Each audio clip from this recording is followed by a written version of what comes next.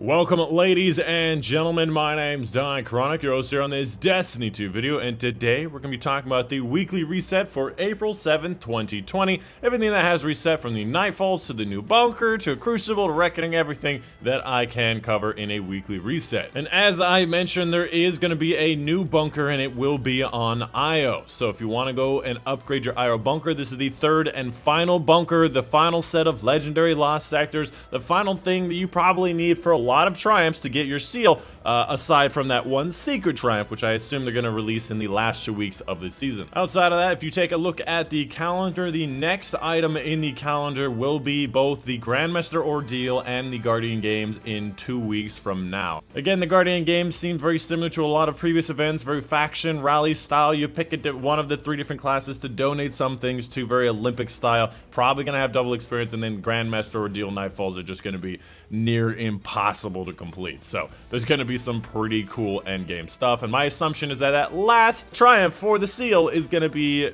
part of the Grandmaster Ordeal stuff. It also says, like, on the calendar, new seal, so I mean, it's not a guess, it's probably true. Oh, dude!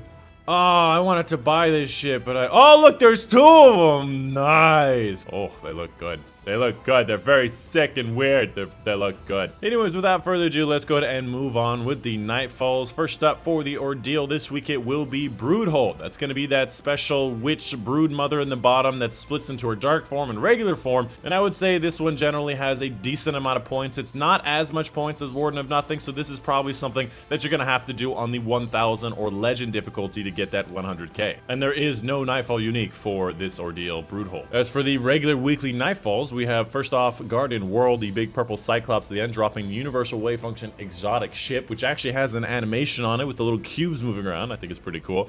Next up after that, the Warmind mission, Strange Terrain, Nocris, Wizard at the end. He drops the Braytech Osprey that you do need for Wayfarer. And finally, the Corrupted, the end of that Forsaken mission, the Tech Witch, that dark Tech Witch similar to Last Wish Raid Girl. She drops the 540 Pulse Rifle, the Horror's Lease, which I also believe is needed for Wayfarer. The fastest and highest scoring are actually both going to be Strange Terrain. There's still an exploit where you can farm that night, and it's also a very fast mission. As for the heroic modifier this week, it will be Solar Singe, so that means Reckoning is probably going to be Void Singe. How do I know? Oh, it's magic. I've got foresight. Oh.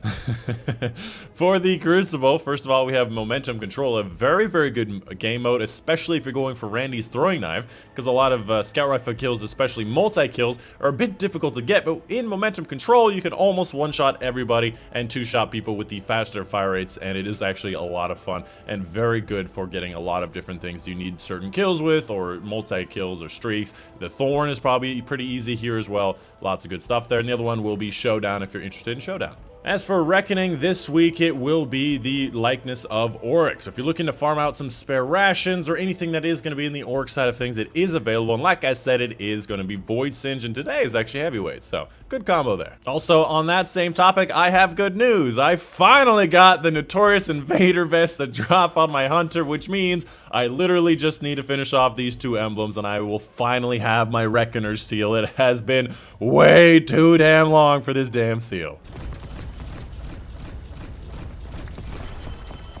That is such a great sound. Just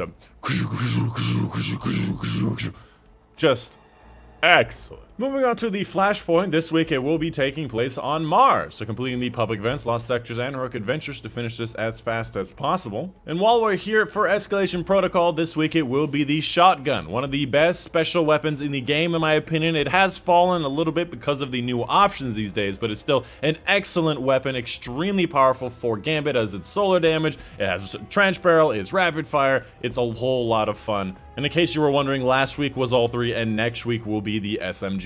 Moving on to the Menagerie, this week it will be Pagori, beloved by Callus, the big Hydra dude at the very end. And for the Menagerie will be Solar Singe. And of course, the heroic Menagerie will be Extinguish, Match Game, Attrition, and Arc Singe. And again, as always, Menagerie is an excellent place to get a lot of excellent weapons. Specifically get those weapons with a very specific match to work. It is absolutely worth it. And you should do it to get yourself an Outstringer, to get yourself an Air Intel, get yourself a Dust Rock, a Beloved. There's so many great options here. It just does not stop.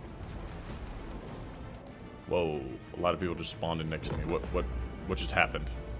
Swarm! Everybody run and swarm! Moving on to the nightmare hunts this week, we have things like the Fanatic, Crota, and Fogoth. In my opinion, Fogoth's going to be the easiest one because there are a couple locations you can just hide from the boss in and just shoot the boss from range, shoot the enemies from range. It's pretty straightforward. For the Garden of Salvation challenge this week, we have to the top. You must deposit 10 motes at any time during the consecrated mote encounter. So I believe this is going to be in the encounter where you actually kill the harpy.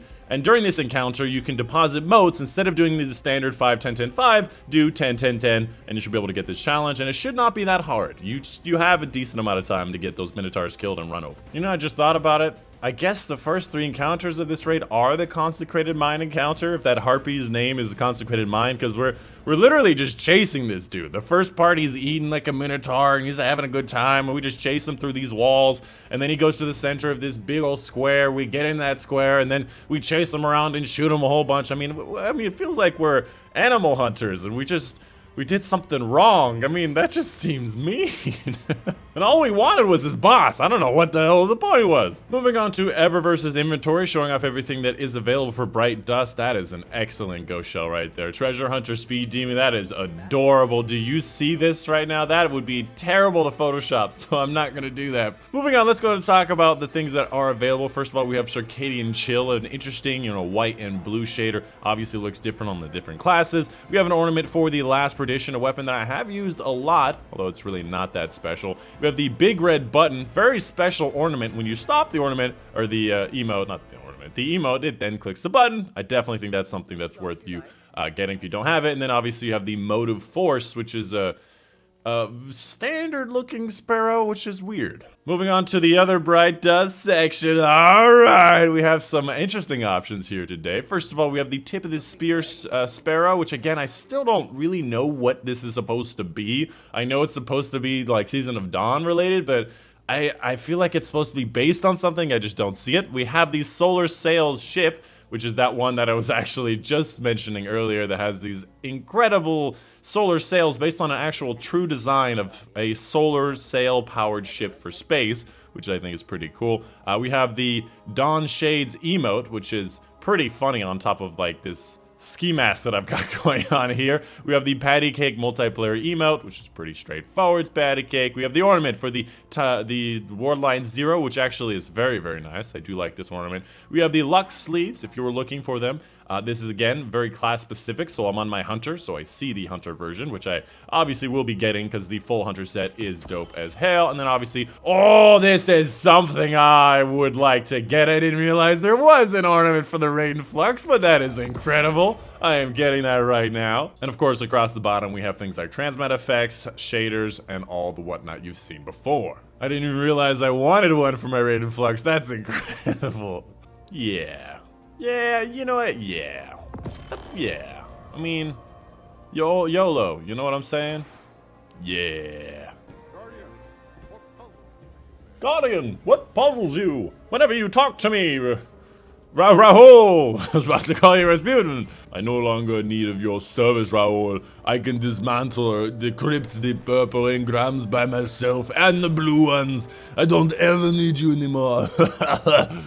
But I guess I need you for pride. Moving on to Hawthorne's Inventory, talking about the weekly raid challenges. First of all, for the Last Wish raid, we have Fight Forever. This is actually going to be taking place during the Morgoth encounter, the Big Ogre. And during this encounter, don't kill any of the regular-sized ogre at his feet. You should be able to do it. One of the easiest challenges in the game. For the Scourge of the Past raid, we have 2 each their own. This is going to be taking place in the boss encounter of the raid. And in this encounter, the boss is going to have 6 white spots on his body. Each one of these are shield generators that you have to disable to do damage to the boss. Basically, every one of the 6 people has to destroy 1 shield generator each every time that is available. And finally, the Crown of Sorrows raid with both hands, again, is going to be during the boss fight. And in this encounter, you can only shoot down 1 hand once per person during the damage phase of the boss. So during the damage phase, you damage him, then he raises 2 hands, just pair up with somebody else, shoot down the hands together as long as you only shoot 1 hand down yourself, and then just have 3 pairs of people, then rotate between the hands. But anyways, that's pretty much it. That's going to be the end of this reset video. Let me know in the comments down below if you have any questions, concerns. Make sure you're staying tuned for my live stream.